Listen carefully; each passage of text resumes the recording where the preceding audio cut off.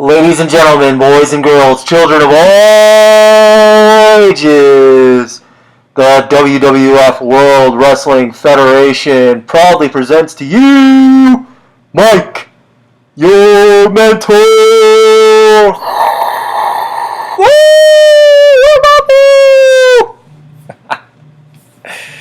Oh, I don't know. I'm a little weird sometimes, if you haven't caught on by now. So welcome to the Sunday sermon. Hope you guys are having a great week, or I guess a good end to your week as we roll in back to the swing of things tomorrow. For those of us that are fortunate enough to work. If you're watching this live, do me a favor, throw up some love, show me hashtag live. If you're watching the replay, let me see that as well. I'm going to try to monitor maybe some comments tonight, but that tends to distract me, but we'll see what's going on. Let me see how to turn these on here. I got an interesting little conversation for you guys tonight on the Sunday sermon. Alright, cool. So, oh yeah, what's up, Tim? Love you too, man. Appreciate you being a part of my life, everything you did. Everything I said on the Saturday shout-out was true, except for obviously my sarcasm at the beginning. Hopefully people caught on to that. So welcome to this page if you're new. This is how I give back to my community, how I give back to the people in my life, because there's a problem in the world today, a major problem, and that is there's a lack of clarity on what it means to really be a man. Randy, what up?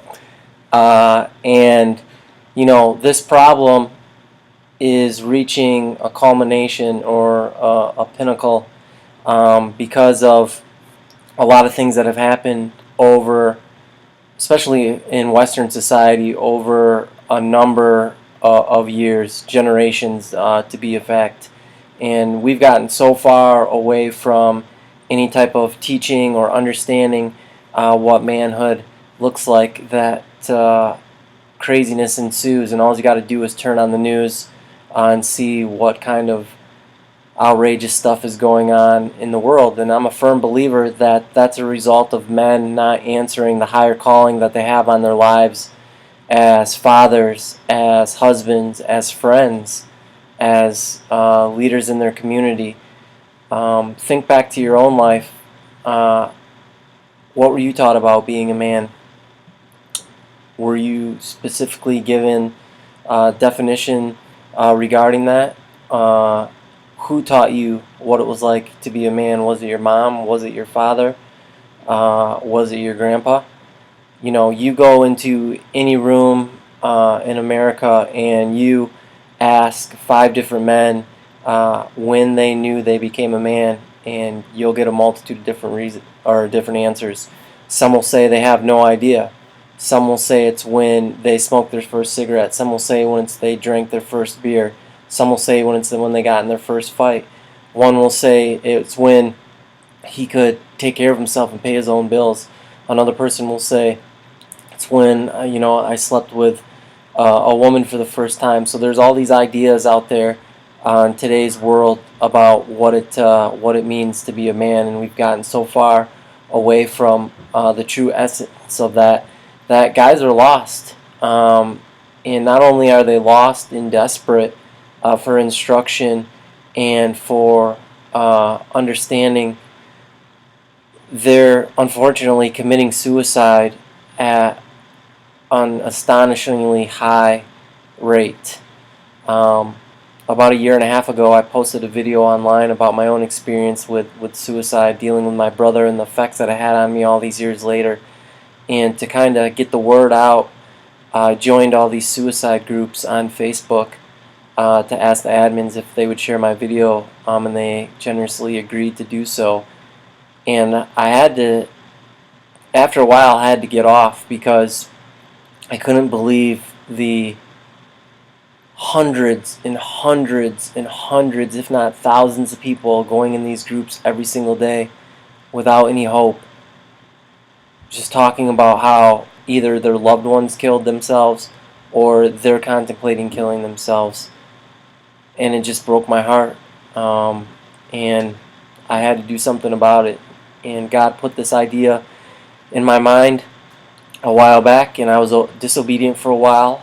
But finally, I came around to my senses and started opening my mouth and talking about this problem. And this isn't just limited to men in America. This is far greater than that. I've had conversations with men all across the world who experience these same types of things and want to know more and get back to understanding concrete truths about being men and what that looks like. What up, Keith? So this is my attempt to do that. So I talk more about that during maybe the week, especially on Fridays. If you're interested, that's when we do a deep dive on these type of things. But the Sunday sermon is really started off as me just sharing my life because I went through a bunch of crazy stuff, and I wanted to be extremely vulnerable with people and not pull punches, because sometimes life is rough, and when we're on social media we see all these highlights, the highlight reel of people's day and what they're eating and what they're driving and all this stuff, but rarely do we learn about the story behind the scenes and the struggle that it took for people to get there and the things that they went through. And that quickly morphed into me sharing more lessons, just things that God laid on my heart for us to think about, not only as people but especially as men. And that's the direction that the Sunday sermon has progressed to now and will continue throughout the end of the year. So enough about that. Let's jump in to tonight and let's talk about this.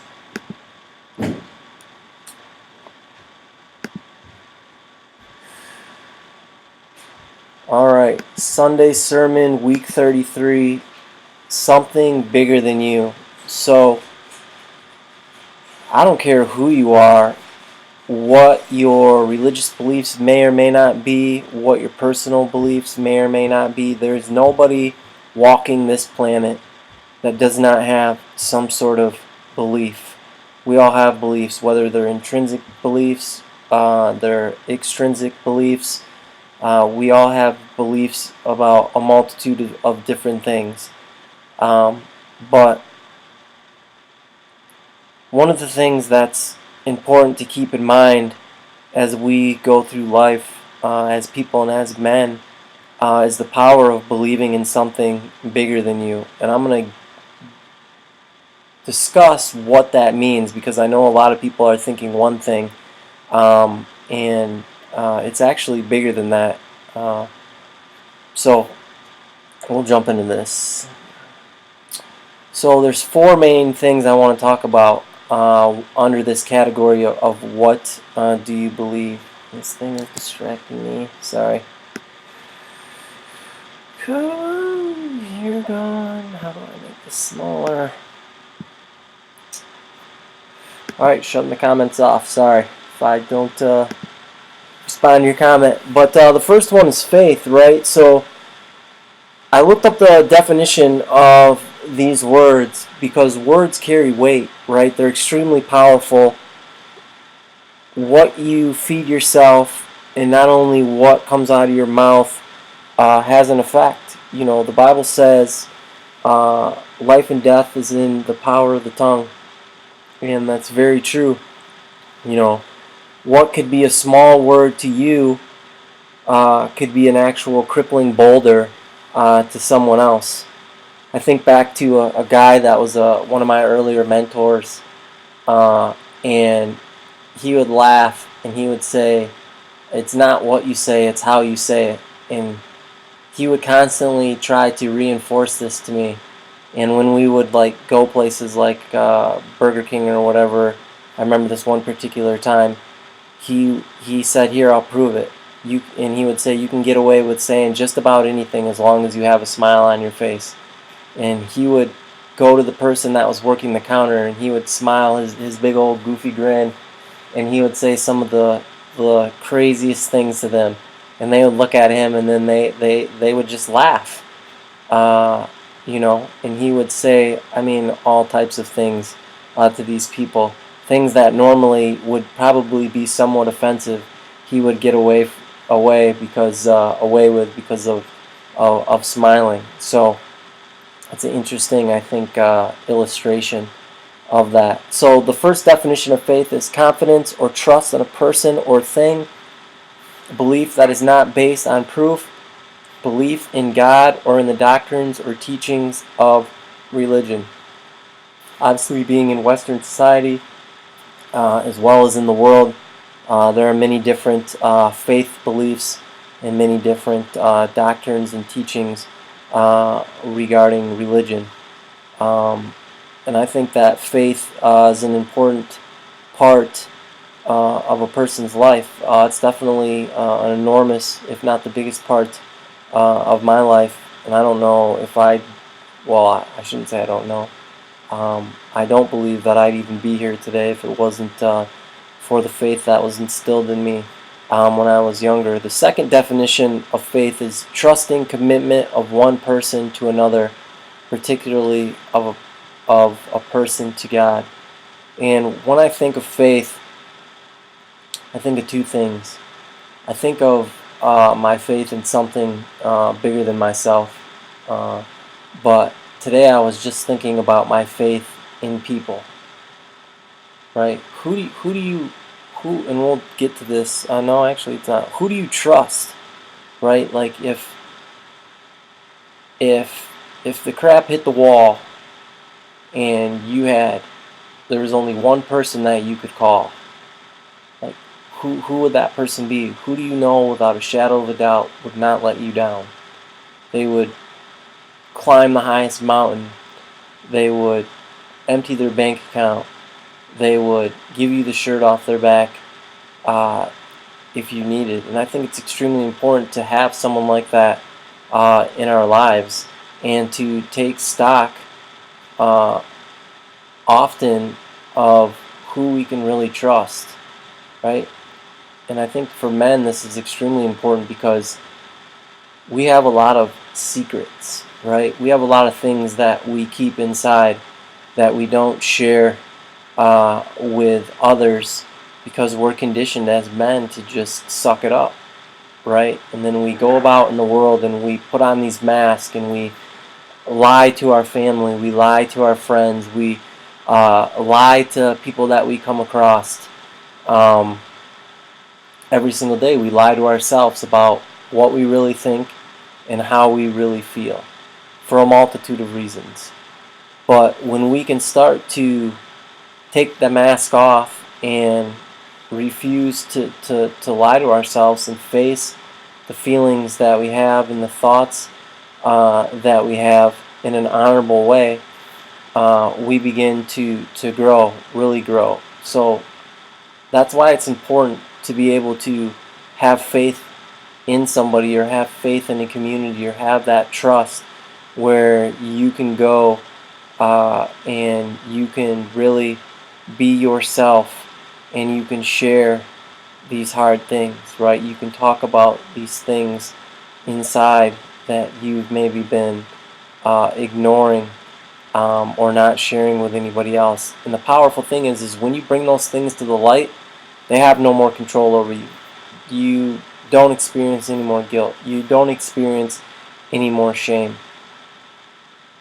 That falls off. And because of my own personal beliefs, I believe that that's just a spiritual principle. But I think even if you're not spiritual and you don't necessarily have to believe that it's just the way that it works. Found it to be true over and over and over and over and over and over and over again, and not just in my life, but in all the men that have honored me with the privilege of sharing difficult and hard things and talking about them and bringing them up. And as men, that's part of our calling, right, is to lead courageously. And part of having courage is dealing with those difficult things, having those difficult conversations. So the next thing, the next category, right, that we find people believing in is believing in hope. And the first definition of that is the feeling that what is wanted can be had, or the events will turn out for the best. A particular instance of this feeling, grounds for this feeling in a particular instance. And the second definition is trustful expectation, particularly with reference to the fulfillment of God's promises. Biblical hope is the anticipation of a favorable outcome under God's guidance. What do you hope for? What are you holding on to in your life? Wishing something would change. Maybe wishing something would get better. Maybe wishing for a particular opportunity. I don't know if you did this when you were a kid, but when I was a kid, there was a thing, and you'd how do I say this? And romantically speaking, or romanticizing it, right? So you'd get on your knees in front of the window, and you'd fold your hands together, and if it was a clear night, you'd look up in the stars, and you'd say this rhyme, and I don't remember what it was. Starlight, star bright, how I something star tonight. I wish I may, I wish I might have the wish I wish tonight. Something along those lines. And then you'd make your wish. And I remember as a kid, my neighbor had this four-wheeler, and I so bad wanted one myself.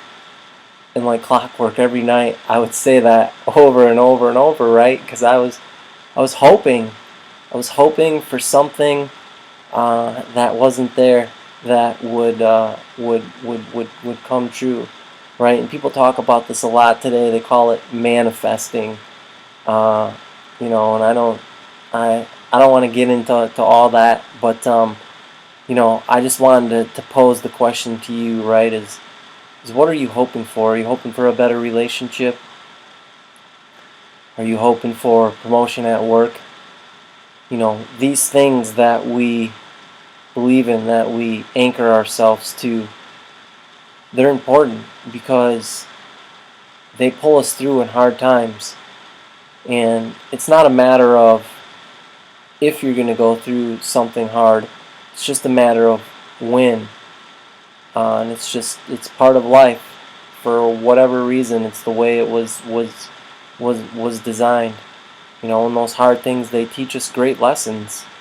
But when you step back and you look at it, I don't know how you get through things like that without having any type of hope or expectation. So the next thing I want to talk about when it comes to beliefs is honor. And out of all these things, I believe that this one is the one that is missing.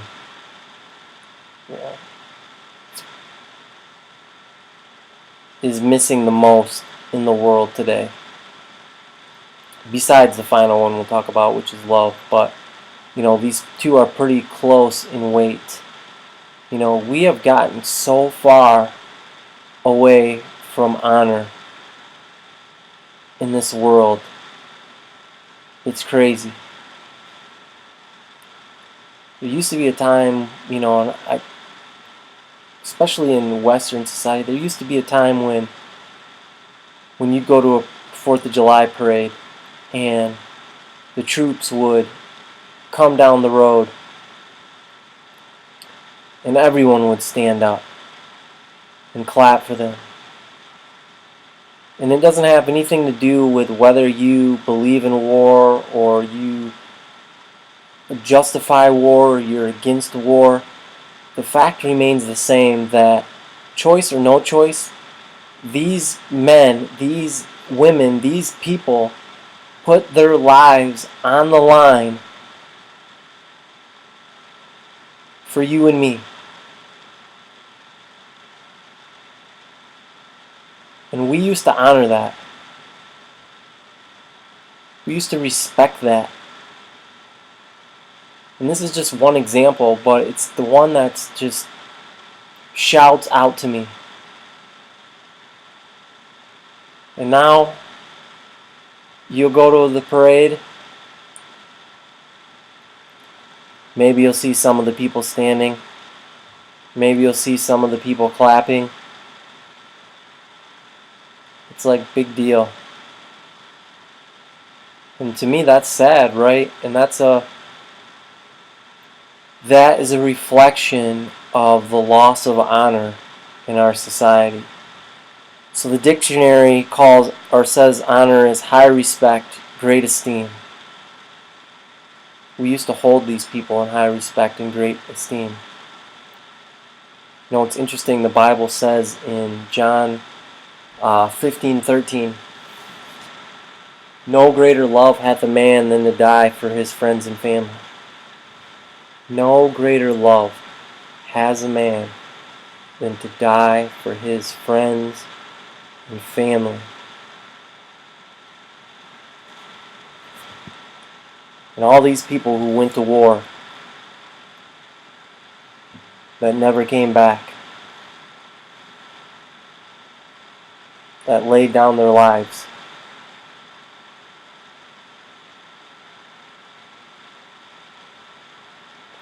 How do we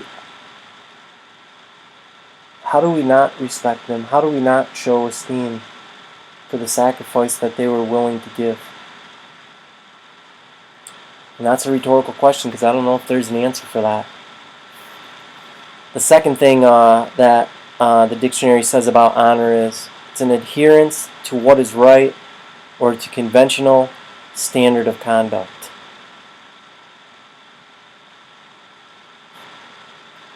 An adherence to what is right.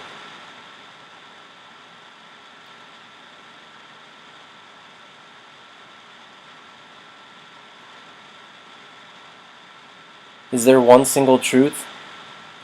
The world today says there's not, and I'm not. This Mike Your Mentor is not about debating that.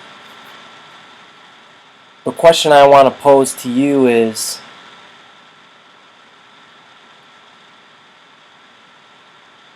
what standard of conduct do you live your life by? And do you hold steadfast to those truths? I think a lot of us just float. We float along. And we do what we think is right in the heat of the moment. And I don't know the percentages, but I'd be willing to bet that a lot of times we don't make the best decision, or we don't make the we don't make the best decision because we haven't taken the time before we find ourselves in these situations to really flesh out our own code of conduct, our own standards. And then we end up compromising. And compromising brings nothing but trouble. It slowly erodes what you said you would stand for, or what you didn't, or what you thought in your mind you would. And I can think about a lot of times in my life, especially growing up, because I didn't know any of this stuff. Maybe I shouldn't say I don't know any of this stuff. I probably didn't know a lot of this stuff. And I bet that there was some times where people tried to teach me this stuff or plant the seed in me, and for whatever reason it didn't take root at that time. So I can't totally use the excuse of I didn't know it. But I found myself in so many situations, and they're just flashing before my eyes right now, where I didn't make a decision beforehand of what my standards were. And then I just got in the situation and I winged it. And I ended up compromising. Sometimes I got lucky. Other times I made a fool of myself, or I hurt people. So I don't know about you, but what standard of conduct do you live by? Are you going to choose to walk out your life every single day with honor. And what does that look like for you? You know, I got some ideas of what that looks like, and I share those ideas on this page, and I'm inviting you to come along with me in this discussion and in this journey. And I hope that I'm never coming across as telling you what you should do. I hope that I'm always come across as sharing this with you, and then you taking it and making it your own, whatever that looks like.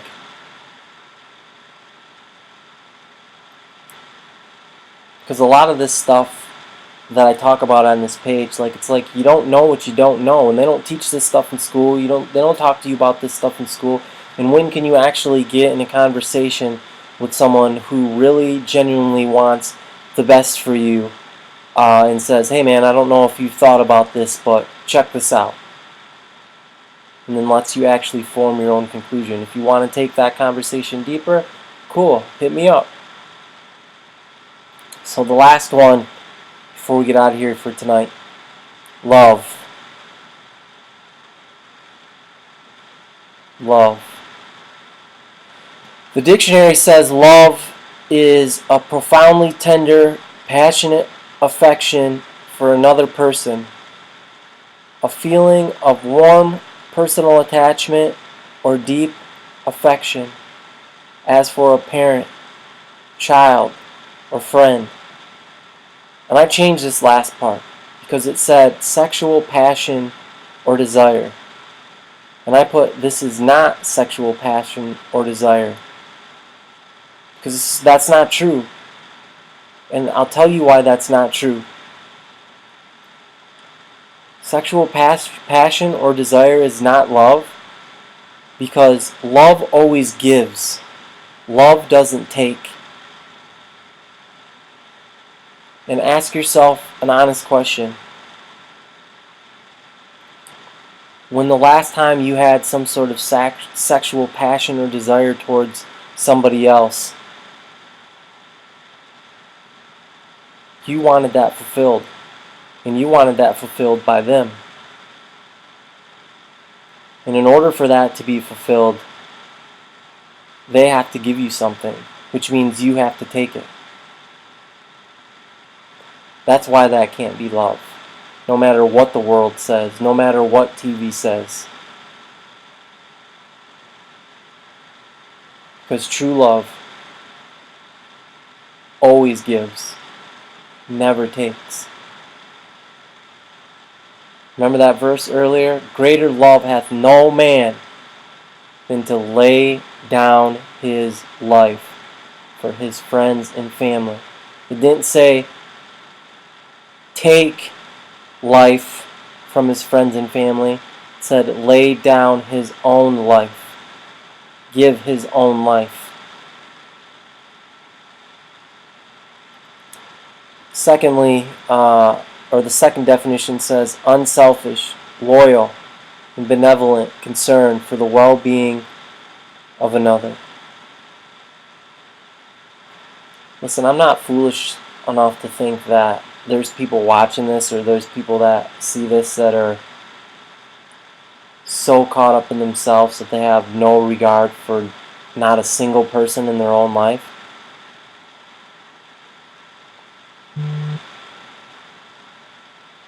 But when I think about real love, love isn't cookies, love isn't pizza, love isn't ice cream, love isn't puppies.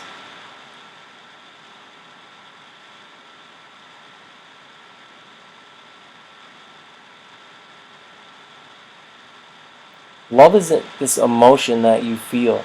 The emotion is a byproduct. Love is the choice that you make. You can ask any person that's married. Because marriage ain't easy all the time. Sometimes it's extremely difficult. But when you love somebody, you make the choice to work it out, to keep moving forward.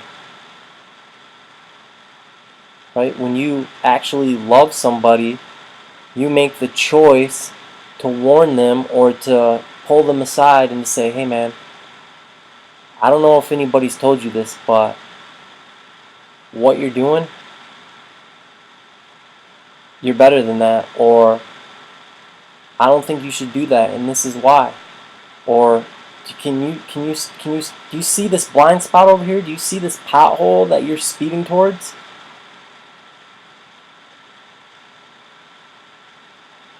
I can relate to that. Because at one point in my life, I found myself in this relationship that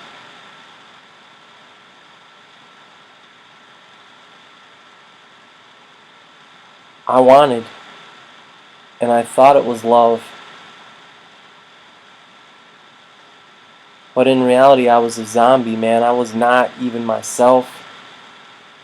And I think there was a couple times where I maybe even thought that, but I was lying to myself. And I was fortunate that I had some guys that really loved me and cared about me. And they were willing to do what was hard, which was potentially offend me and damage our relationship. To say to me, hey man, what the F is going on with you? I remember one friend exactly, like, what are you doing, dude? Do not marry this person. You are not yourself. This is not the right situation. You should not be doing this. And it was more than one person. And I needed that because I was just in this daze. And they verbally slapped me awake. And I was fortunate enough to come to my senses in that situation. So my final thought to you for tonight would be,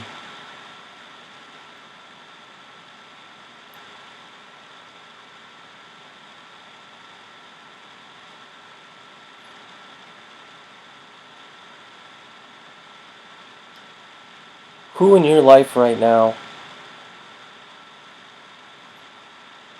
do you need to show real love to?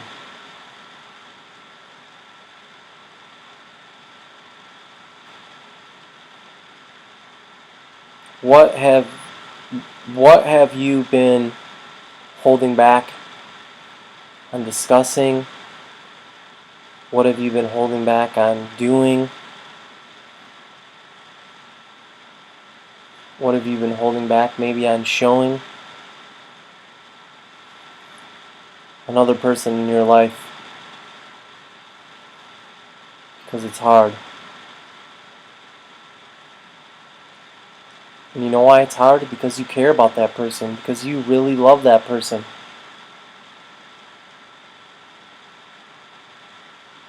But it's one thing for it to be hard and to know that you have to do it. It's a completely different thing to actually move forward and walk that out. So I just want to encourage you, if you're in that spot,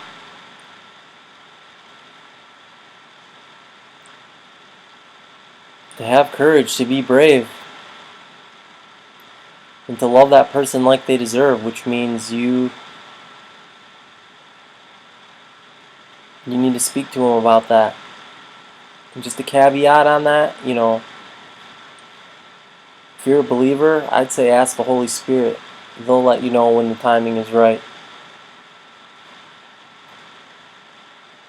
If you're not a believer, my advice to you would be to run it by some other people in your life.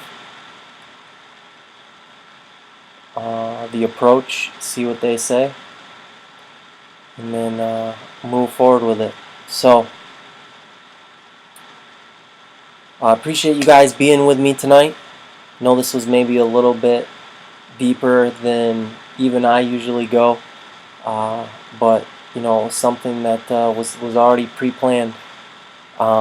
So think about those things as you live your life this week. Think about your faith. Where are you at with that? What do you want that to look like? Think about hope. Like, what are you hoping for? What are you wishing would change?